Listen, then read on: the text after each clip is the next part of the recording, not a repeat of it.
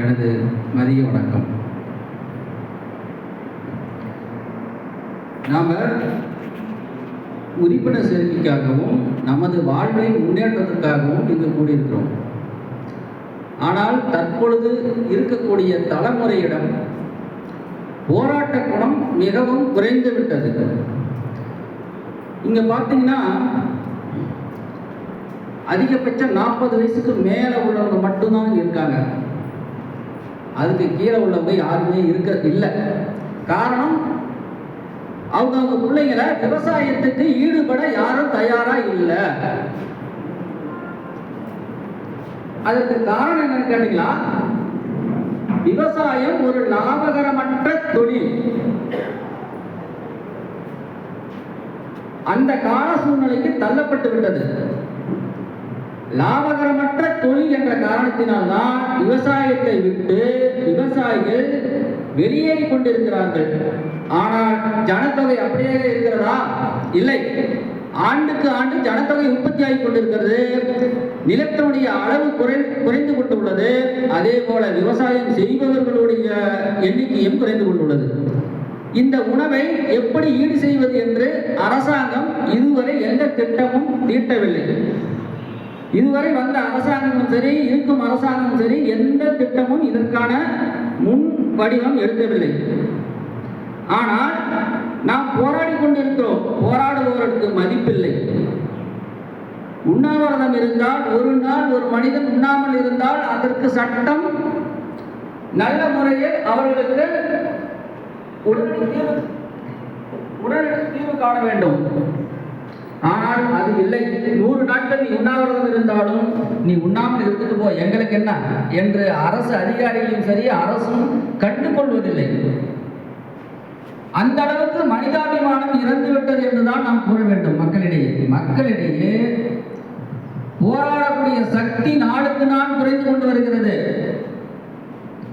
போராட யாரும் தயாராக இல்லை. அதனாலதான் நாம் யாருக்காக போராடுகிறோம் என்று கூட இன்னும் விளங்கவில்லை. நமக்காக மட்டுமே நாம் போராடுகிறோம் என்று சுற்றி இருக்கும் மக்கள் நினைத்துக் கொண்டிருக்கிறார்கள். ஐயா ஒரு குரல் சொன்னார், வள்ளுவர் சொன்ன குரல், உழுதுண்டு வாழ்வாரை வாழ்வார், மற்றவர்களும் பின்தொடர்ந்து வாழ்வார். மத்தையெல்லாம் நம்மளை பின்தொடர்ந்து வாழ்ந்தாங்க. நாம தான் அவர்களுக்கு உணவளிக்கிறோம். நாம மனிதர்களுக்கு மட்டுமே உணவு தயாரிப்பதில்லை, இருக்கக்கூடிய அனைத்து உயிரினங்களுக்கும் உணவு உற்பத்தி செய்து கொண்டிருக்கிறோம். சிறுதானியங்கள் என்னைக்கு குறைந்ததோ அன்னைக்கு குருவிகள் இனம் அழிந்துவிட்டது. இன்னும் வருங்காலங்களில் உணவு பற்றாக்குறை மிக கடுமையாக ஏற்படும். அப்பொழுது கூட நமது மக்கள் புரிந்து கொள்வதில்லை. அதுதான் நமக்குள்ள மிகப்பெரிய இந்த ஒரு குற்ற உணர்வாக நமக்கு இருக்குது.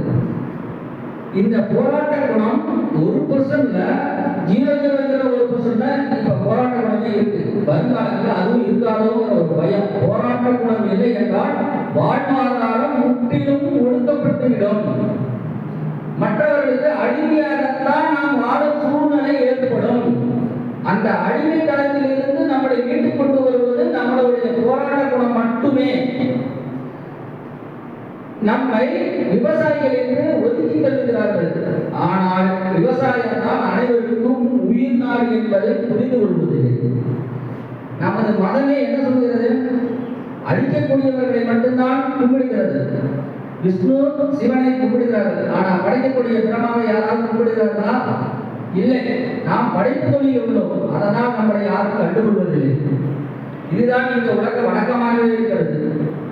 நமது சட்டத்தில் உறுப்பினர் சேர்க்கை அதிகரிக்க வேண்டும். ஆனால் உறுப்பினர் சேர்க்கை மட்டும்தான் இருக்கிறது. கூட்டம் கூடும்போது அந்த கூட்டங்கள் இல்லை. இதுதான் நமக்கு மிகப்பெரிய வருத்தம். அதே போல ஒவ்வொரு துறைக்கும் நாம் போராடுகிறோம். டவருக்கு போராடும் போது டவர்ல பாதிச்சுன்னு வந்தாங்க. கேள்விக்கு போராடும் போது கேள்விக்கு பாதித்து வந்தாங்க. கோழிப்படைக்கு போராடும் போது கோழிப்படை பாதிக்கப்பட்டு வந்தாங்க. விவசாய கடத்தலுக்கு உழவு கொண்டு வந்தாங்க. இப்ப பாத்தீங்கன்னா அவங்கவர்கள் வந்து அதன் பலனை பெற்றுக்கொண்டு அடுத்த துறைக்கு வருவதில்லை. இதனால் தான் நாம் விவசாயிகள் போராடி கொண்டே இருக்கிறோம். ஒரு சங்கிலி தொடர் போல அனைவரும் அனைத்து போராட்டங்களையும் காலங்களிலும் கலந்து கொள்ள வேண்டும் என்பதுதான் என்னுடைய தாழ்மையான கருத்து. அதற்கு நாம் முன்னெடுக்க வேண்டும். அதே போல நீங்கள் உங்களுடைய பிள்ளைகளை தயவு செய்து விவசாயத்திலும் எவ்வளவு வேலையில் இருந்தாலும், அரசு வேலையில் இருந்தாலும், தொழில்துறையில் இருந்தாலும் விவசாயத்தை கற்றுக் கொடுங்கள். அவர்கள் அந்த தொழிலை தொடரவில்லை என்றாலும் கூட பரவாயில்லை, ஆனால் அந்த தொழிலை கற்றுக் கொடுங்கள்.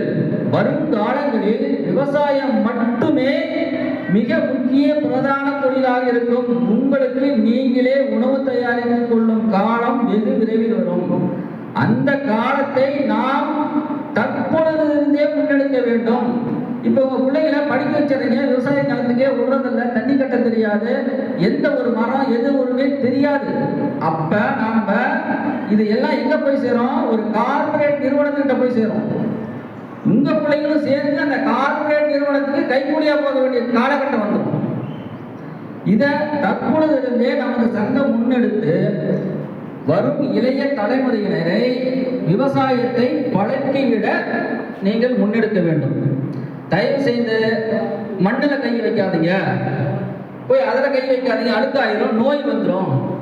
நமது முன்னோர்கள் சாணி இருந்தாங்க, மற்ற எல்லா வேலையும் செஞ்சாங்க. எத்தனை பேருக்கு நோய் வந்துச்சு?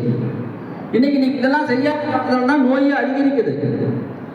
ஒரு தொழுநோய், ஒரு ஒரு இது சாமியார் சொன்னது, தொழுநோய் வந்தவரை 3 மாசம் போய் சாணியில சொன்னாரு, அவனுக்கு தொழுநோய் போயிடுச்சான். அதுக்கு காரணம் என்ன? அந்த மாட்டு சாணத்துல இருந்து அந்த தொழுநோய் நமக்கு நம்ம அந்த காலத்தெல்லாம் வீட்டுக்கு சாணம் போட்டு ஒழிப்பாங்க. இன்னைக்கு யாராவது சாணம் போட்டு ஒழிப்பாங்க? எதுக்காக சாணம் போட்டு? அது ஒரு கிருமி நாசினி. இன்னைக்கு யார் அதை செய்யறாங்க? அவன் கொடுக்குற கெமிக்கலை போட்டு தான் நம்ம செய்யறோம். இந்த மாதிரி நிறைய நம்ம விடுபட்டுட்டு வந்துட்டோம், பழைய முறைகளை விடுபட்டுட்டு வந்துட்டோம்.